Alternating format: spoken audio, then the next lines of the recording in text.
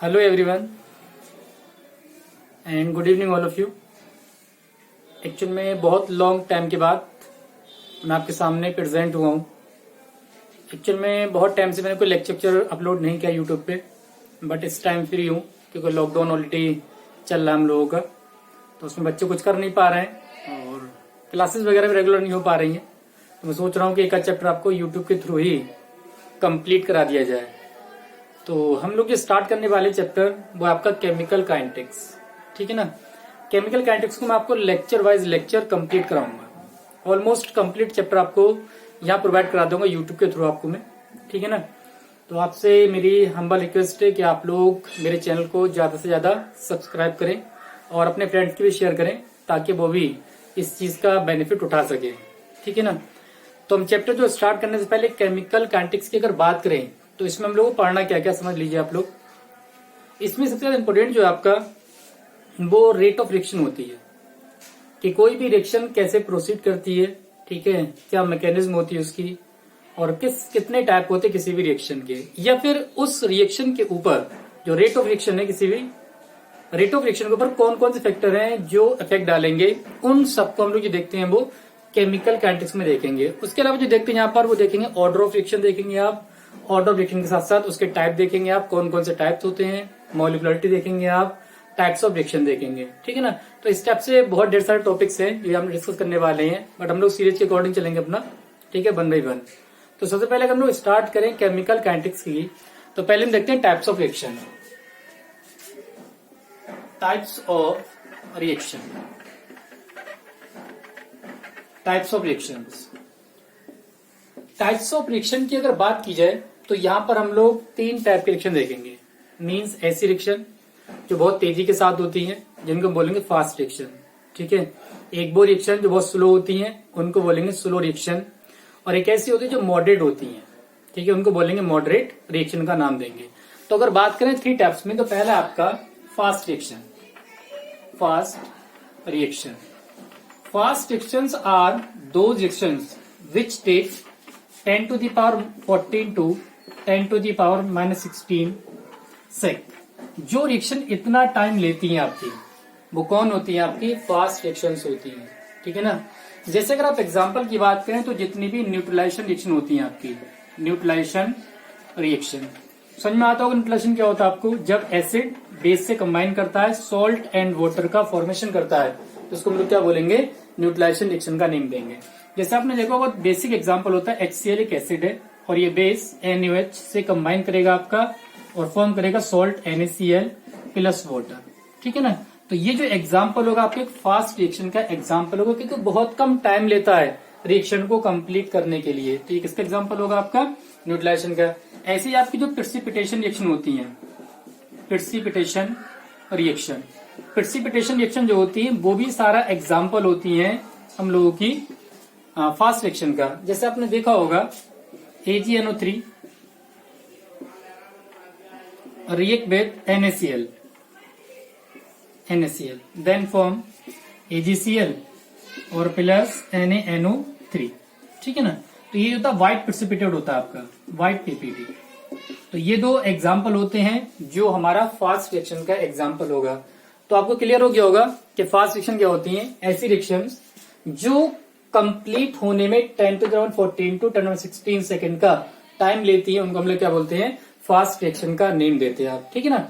वो उनमें जो एग्जांपल आते हैं आपके न्यूट्रलाइजेशन रिएक्शन आएगा आपका और प्रेसिपिटेशन रिएक्शन का एग्जांपल होगा। मतलब जितनी भी न्यूट्रलाइजेशन रिएक्शन हो आपकी या फिर प्रेसिपिटेशन रिएक्शन हो वो सारे का सारा एग्जाम्पल होंगे आपकी फास्ट रिएक्शन का एग्जाम्पल होगा, ठीक है ना। सेकेंड आती है आपकी स्लो रिएक्शन। सेकेंड जो टाइप होगा आपका स्लो रिएक्शन। स्लो रिएक्शन मतलब होता है कि ऐसी रिएक्शन जो कंप्लीट होने में या तो फ्यू डेज, कुछ डेज ले सकते हैं आपके, या फिर आपका मंथ्स भी लग सकते हैं इनको कंप्लीट होने में। तो वो कौन होती है? आपकी स्लो रिएक्शन होती है। जैसे आपने एक बहुत फेमस एग्जांपल देखा होगा rusting of iron. Rusting of iron, rusting of iron जो होता है कि एग्जाम्पल होता है स्लो रिएक्शन का, ठीक है ना। तो एक स्लो प्रोसेस होती है, रस्टिंग होने में आपका अच्छा खासा टाइम लगता है। तो मीन्स जहां पर आपका डेज या वो टाइम आपका मंथ्स या ईयर में चला जाए तो वो कौन होंगे? आपकी स्लो रिएक्शन होती है आपकी, ठीक है ना। थर्ड होती है आपकी moderate reaction. Moderate reaction, moderate reaction means समझना आता होगा आपको, मीन्स जो कंप्लीट होने में एक एवरेज टाइम ले आपका। तो अगर कोई भी रिएक्शन एक एवरेज टाइम ले रहा है आपका, तो वो कौन सी होती है आपकी मॉडरेट रिएक्शन का एग्जाम्पल होता है आपका। जैसे आप क्या करें, H2 प्लस I2 की अगर बात करें तो ये क्या बनाता है आपका 2HI का फॉर्मेशन करेगा। तो ये एग्जाम्पल होगा आपका वो मॉडरेट रिएक्शन का। और भी एग्जाम्पल आप N2O5 का डिकम्पोजिशन करा दें आप, 2H2O2 को ब्रेक कर दें आप, ठीक है ना, 2H2O प्लस O2, इस टाइप की जो रिएक्शन मिलेंगी आपको वो सब का सब एग्जाम्पल किसका होगा आपका मॉडरेट टाइप की रिएक्शन का होगा। एक बात आप यही क्लियर कर लो आप कि जो आपकी स्लो रिएक्शंस होती हैं, स्लो रिएक्शन से किसी भी रिएक्शन की रेट ऑफ रिएक्शन निकालना बहुत आसान होता है। तो मोस्टली केस में जो यूज करते हैं यहाँ पर वो स्लो रिएक्शन यूज करेंगे। स्लो रिएक्शन में क्या करेगा, हमको किसी भी रिएक्शन का रेट इजिली कंफर्म हो जाएगा। हालांकि टाइप होते हैं सारे ही, कुछ आपके स्लो रिएक्शन होती है, कुछ फास्ट रिएक्शन है आपकी, और बाकी आपकी मॉडरेट रिएक्शन ऑलरेडी यहाँ पर दिख रही है। तो मेरे ख्याल से शॉर्ट में आपको समझ में आ गया होगा, और नोट्स अपने अकॉर्डिंग आप मेंटेन कर लेना यहाँ पर, ठीक है ना। इसका आप स्क्रीनशॉट ले लो, बाकी मैं आगे next rate of reaction start करता हूँ। ओके ना, देखिए आप नेक्स्ट टॉपिक, नेक्स्ट होगा हमारा रेट ऑफ रिएक्शन, या बोल सकते हैं स्पीड ऑफ रिएक्शन। मतलब ये होता है कि कोई भी रिएक्शन अगर प्रोसीड हो रही है, आगे बढ़ रही है, तो वो किस स्पीड के साथ बढ़ रही है। तो अगर हमको स्पीड निकालना है या फिर हम रेट ऑफ रिएक्शन निकालो तो कैसे निकालेंगे हम ये देखें कितना डिस्टेंस कवर किया पर यूनिट टाइप के अंदर। अब यहाँ क्या होती है, जो रिएक्शन होती है वहां पर रिएक्टेंट और प्रोडक्ट की कंसंट्रेशन होती है। तो रिएक्टेंट और प्रोडक्ट की कंसंट्रेशन पर यूनिट टाइम कितना चेंज होता है आपका, वो कौन होता है आपका रेट ऑफ रिएक्शन होता है। डेफिनेशन क्या देंगे आप, the change of concentration of reactant और product per unit time is called rate of reaction. Is it clear. तो क्या होता है, चेंज ऑफ कंसंट्रेशन होती है आपकी, change of concentration of reactant और प्रोडक्ट, रिएक्टेंट और product per unit time is called rate of reaction आपका। क्लियर है ना। तो ये आपकी डेफिनेशन होगी, it is defined as the change of concentration of reactant और product per unit time is called rate of reaction. अब देखिए होता क्या, सपोज करो कि मैंने क्या क्या रिएक्टेंट लिया, ये मेरा रिएक्टेंट कन्वर्ट हो रहा है प्रोडक्ट में P, ठीक है ना। अब आपको इतना कंफर्म है कि कोई भी रिएक्टेंट जब प्रोडक्ट में कन्वर्ट होता है तो आपको इतना कंफर्म होना चाहिए कि रिएक्टेंट की कंसंट्रेशन कम होती जाएगी। भाई ये कम होगा तभी तो ये ज्यादा होगा। भाई आप ऐसे कह लो कि जब स्टार्ट होगी रिएक्शन तो पहले यही होगा, रिएक्टेंट होगा आपका, प्रोडक्ट तो होगा नहीं आपका। तो जो आपका रिएक्टेंट है, इस रिएक्टेंट से जैसे जैसे प्रोडक्ट कन्वर्ट होगा तो इसकी अमाउंट कम होती चली जाएगी और इसकी अमाउंट क्या करेगी, इंक्रीज करती चली जाएगी। ठीक है, डेफिनेशन के अकॉर्डिंग फॉर्मूले की बात करें हम लोग, तो जो रेट ऑफ रिएक्शन होगा हमारा रेट, तो अगर फॉर्मूले की बात की जाए तो फॉर्मूले में क्या होगा, rate of reaction equals to change in concentration over time taken, मतलब कितना टाइम ले रहा है। अगर आप रिएक्टेंट की बात करेंगे तो क्या होगा आपका, change in delta over time delta T. लेकिन होता क्या है, यहाँ पर नेगेटिव साइन लेते हैं आप, ठीक है ना। पहली बात ये ध्यान रखो आप कि कभी भी किसी भी रिएक्शन की रेट नेगेटिव में नहीं हो सकती। Is it clear. तो ये नेगेटिव क्या है आपका, तो ये नेगेटिव होता है ना, वो रिप्रेजेंट करता है कि जो कंसंट्रेशन है रिएक्टेंट की वो डिक्रीज कर रही है। मैंने ये बोला आपको ना, मैं क्या बोल रहा हूँ कि रिएक्टेंट की करंट डिक्रीज कर रही है, तो मैं क्या करना होता है, जो डिक्रीज इन कंसंट्रेशन है उसको नेगेटिव साइन के साथ रिप्रेजेंट करना होगा आपका। तो R equals to minus delta R over delta T आपका रिएक्टेंट के लिए हो जाएगा। और अगर यही बात आप बात करें किसकी, प्रोडक्ट की, तो क्या आएगा आपका plus delta P over delta T आपका ये हो जाएगा। यहाँ से क्लियर हुआ आपका, ये रेट क्या होगा आपका plus delta P over delta T. Plus क्या रिप्रेजेंट करेगा आपका कि जो प्रोडक्ट है उसकी कंसंट्रेशन इंक्रीज कर रही है आपकी। क्लियर है। एक बात और ध्यान रखना, जो हम कंसंट्रेशन की बात करते हैं इसी को हम लोग प्रेशर गैस की बात करें तो गैस की फॉर्म में क्या होगा, जो आपकी कंसंट्रेशन होगी वो प्रेशर में कन्वर्ट हो जाएगा। तो आप ऐसे बोल सकते हो change in pressure, change in pressure over time taking, ठीक है ना, टाइम टेकिंग। तो ये फॉर्मूला आपको और यहां से मिल सकता है रेट ऑफ रिएक्शन के लिए। क्लियर है। तो यहां तक जो मैंने आपको बताया वो सुन लीजिए एक बार फिर से आप। यहाँ जो मैं बात कर रहा हूं ना कि रेट ऑफ रिएक्शन क्या होती है, तो रेट ऑफ रिएक्शन की अगर बात करें तो change of concentration of reactant और प्रोडक्ट पर यूनिट टाइम, या पैसे बोल सकते हो चेंज इन प्रेशर पर unit time is called rate of reaction. और स्पीड ऑफ रिएक्शन, ध्यान रखना अदर नेम क्या होता है, स्पीड ऑफ रिएक्शन, ठीक है ना, कितनी स्पीड है किसी भी रिएक्शन की वो इससे रिप्रेजेंट करेंगे। रिएक्टेंट कन्वर्ट हो रहा है आपका प्रोडक्ट में, तो जो आर होता है ऑलवेज डिक्रीज करेगा जब रिएक्शन प्रोसीड करेगी आपकी, और जो प्रोडक्ट होगा उसकी कंसंट्रेशन इंक्रीज कर जाएगी। फॉर्मूला वाइज अगर आप देखें तो यहाँ से क्या मिलेगा आपको, रेट ऑफ रिएक्शन जो होती है आपका change of concentration over time taken और change in pressure over time taken आपका ये हो जाएगा। अनदर जो इंपोर्टेंट टर्म वो ये है आपका कि जब आप रिएक्टेंट की बात करेंगे तो रिएक्टेंट की rate of reaction with negative sign लेंगे आप। नेगेटिव साइन इसलिए लेते हैं कि नेगेटिव साइन रिप्रेजेंट करेगा जो कंसंट्रेशन रिएक्टेंट की वो। हम लोग यूनिट की बात करें तो यूनिट में क्या होता है, यूनिट ऑफ रेट की अगर बात करें तो यहाँ पर यूनिट जो कंसंट्रेशन आपको मोल पर लीटर में होगा और टाइम किसमें होगा, सेक में ले सकते हो, मिनट में ले सकते हो या फिर आवर्स में भी यूज कर सकते हैं। बेसिकली हम लोग बात करें यूनिट की तो कंसंट्रेशन होता है आपका मोल पर लीटर, ठीक है ना, मोल पर लीटर, और अपॉन में कौन है आपका, सेक ले लो यहाँ पर, ठीक है, टाइम भी ले सकते हो आप। तो अगर इसको देखिए हम लोग क्या लिख सकते हैं, देखो मोल लीटर इनवर्स और सेक इनवर्स, ठीक, ये आपकी क्या हो जाएगी, यूनिट ऑफ रेट की यूनिट यहां से होगी, मतलब रेट जो होता है आपका मोल पर लीटर पर सेक यहां से मिलेगा आपको। क्लियर हो गया। तो यहाँ पर अगर बात की जाए कि यहाँ मैंने आपको बताया, पहला बताया डेफिनेशन क्या होती है रेट ऑफ रिएक्शन की या स्पीड ऑफ रिएक्शन की, दूसरा मैंने आपको ये बताया था कि रेट ऑफ रिएक्शन पे कैसे इफेक्ट पड़ेगा। फॉर्मूला वाइज अगर बात करें आप तो फॉर्मूला वाइज क्या क्या फॉर्मूले बनेंगे आपके, और जो थर्ड होगा आपका कि जो रेट ऑफ रिएक्शन होगा आपका वो कैसे डिपेंड करेगा, ठीक है। थर्ड मैंने आपको बताया कि यूनिट क्या होती है, तो यूनिट जो होगी आपकी मोल लीटर इनवर्स और सेक इनवर्स यहां से यूनिट हो जाएगी आपकी। क्लियर है। अगर आप देखो डायग्रामेटिक देखें तो उसको कैसे देखेंगे, देखो अगर मेजरमेंट देखें हम लोग तो मेजरमेंट कैसे देखेंगे, measurement of rate of reaction, rate of reaction दो क्या करेंगे आप, सपोज करो आपका जो ग्राफ है उसके अकॉर्डिंग बता रहा हूं मैं आपको, ये आपका कंसंट्रेशन का टर्म है, ठीक है, कंसंट्रेशन, और ये मैं टाइम को रिप्रेजेंट कर रहा हूं, टाइम। देखो क्या होगा, आपको पता है कि दो बातें होंगी यहाँ पर, एक ये होगा जो कंसंट्रेशन डिक्रीज करेगी आपकी, और दूसरा ये होगा जो कंसंट्रेशन आपकी इंक्रीज करेगी। अब आपको इतना कंफर्म है कि कब कंसंट्रेशन इंक्रीज करती है आपकी और कब कंसंट्रेशन डिक्रीज कर रही है। तो अगर मैं कंसंट्रेशन को इंक्रीज करा रहा हूं इसका मीन्स ये रिप्रेजेंट करेगा आपके प्रोडक्ट को, किसको करेगा, प्रोडक्ट को आपका।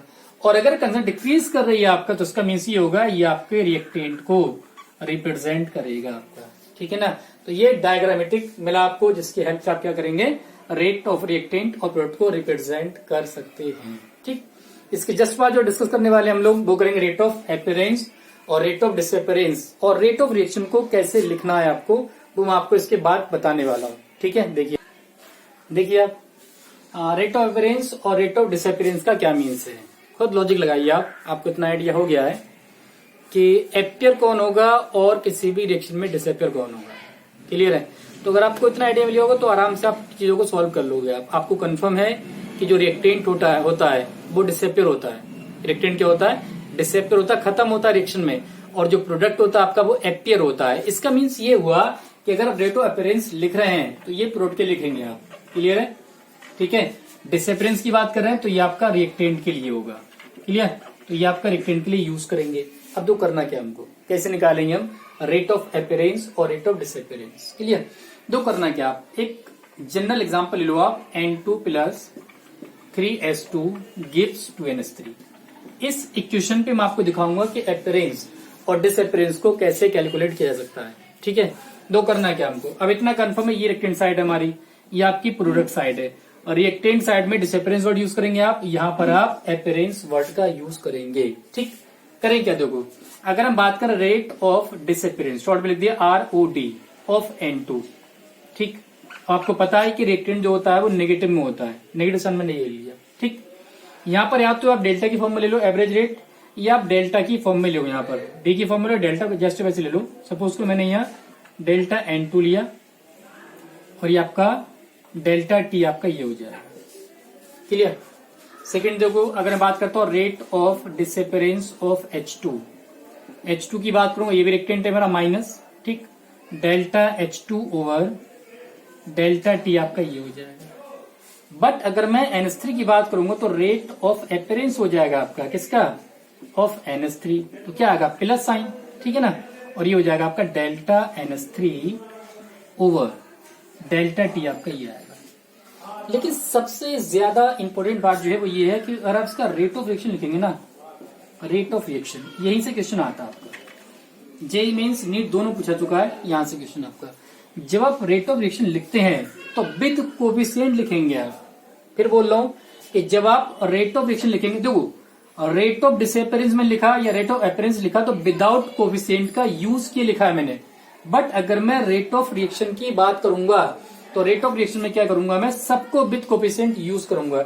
यहां तो बने कोई जरूरत ही नहीं है मुझे, तो मैंने क्या किया, minus delta N2 over delta T आपका ये हो जाएगा। ठीक, H2 की जब मैं बात करूंगा तो माइनस 3 का मीन्स लिखने मेथड है 1 की फॉर्म में लिखेंगे आप, तो 1/3 delta H2 over delta T, और ये प्रोडक्ट है आपका तो अपीयरेंस हो जाएगा 1/2 delta NH3 over delta T आपका ये हो जाएगा।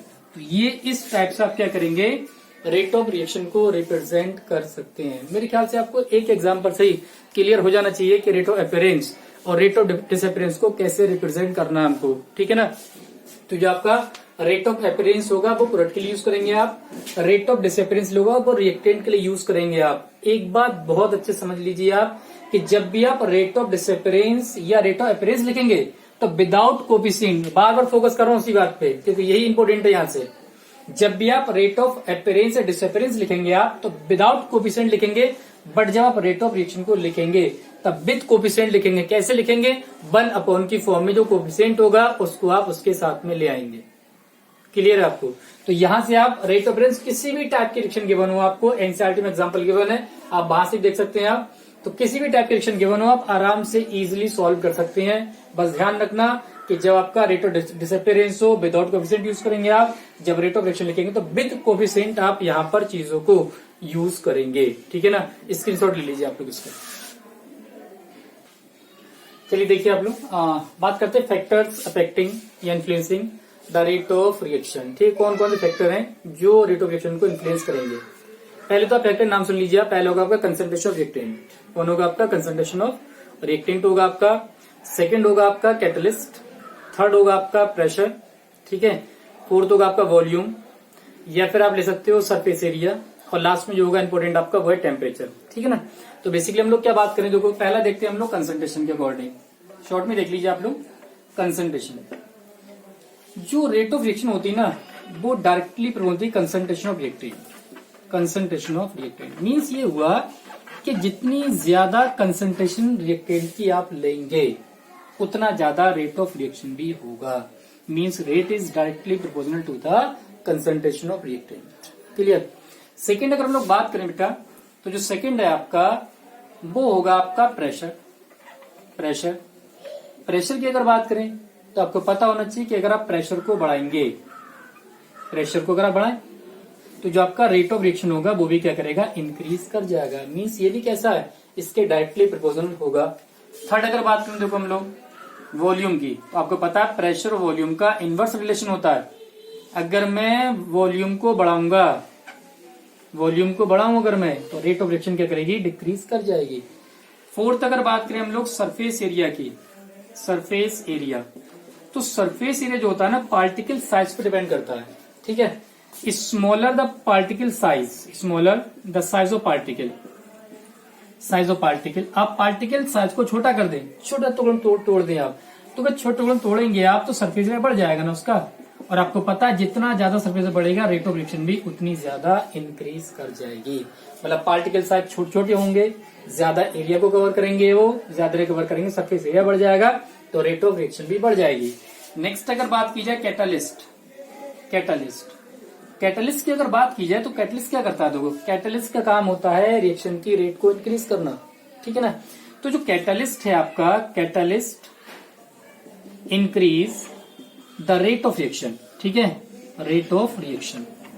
अगर आपसे कोई पूछ ले कि कैसे इंक्रीज करता है तो आप शॉर्ट में बोलेंगे ड्यू टू